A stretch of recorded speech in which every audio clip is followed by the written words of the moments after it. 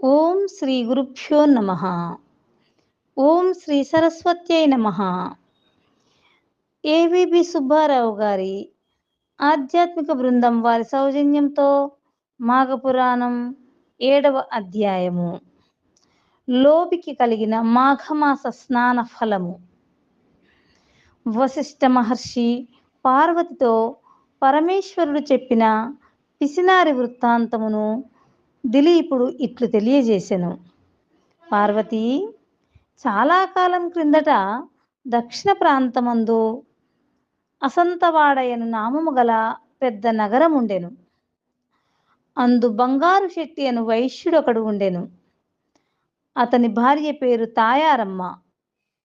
బంగారు శెట్టి పిసినిగొట్టు. తనకున్న పిత్రార్జిత సంపదే లెక్కకు మిక్కుటముగానున్నది.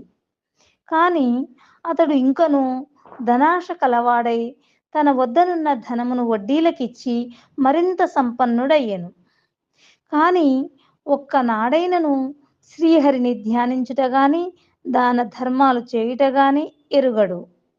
అంతేకాక బీద ప్రజలకు వారి ఆస్తులపై వడ్డీలకు రుణాలిచ్చి ఆ అనుకున్న గడువుకు రుణం తీర్చనందున తప్పుడు సాక్ష్యాలతో వాద్యములు వేసి వారి ఆస్తులు సైతము స్వాధీనపరుచుకొనిడివాడు. ఒకనాడు బంగారు శెట్టి గ్రామాంతరము వెళ్ళెను. ఆ రోజు సాయంత్రం ఒక ముదుసలి బ్రాహ్మణుడు బంగారు శెట్టి భార్యను చూచి, తల్లి, నేను ముసలువాడను.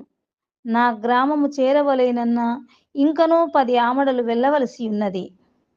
ఇప్పుడు చీకటి కాబోతున్నది. ఆకాశంలో మేఘాలు ఉరుముతున్నాయి. చలిగాలికి వణికిపోతున్నాను. మీ ఇంటి వద్ద రాత్రి గడపనిమ్ము. నీకెంతైనా పుణ్యం ఉంటుంది. నేను సద్బ్రాహ్మణుడను, సదాచార వ్రతుడను. ప్రాతకాలమున మాఘస్నానము చేసి వెళ్ళిపోయేదను అని బ్రతిమిలాడెను. తాయారమ్మకు జాలి కలిగెను. వెంటనే తన అరుగు మూల శుభ్రము చేసి అందొక తుంగ చాప వేసి కప్పుకొనుటకు వస్త్రమిచ్చి పండుకొనుడని పలికెను.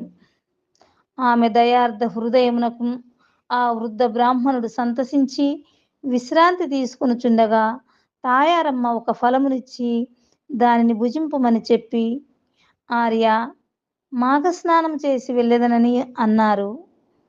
ఆ మాఘస్నానమేమి సెలవిండు, వినుటకు కుతూహలముగానున్నది అని అడగగా ఆ వృద్ధ బ్రాహ్మణుడు దుప్పటి కప్పుకొని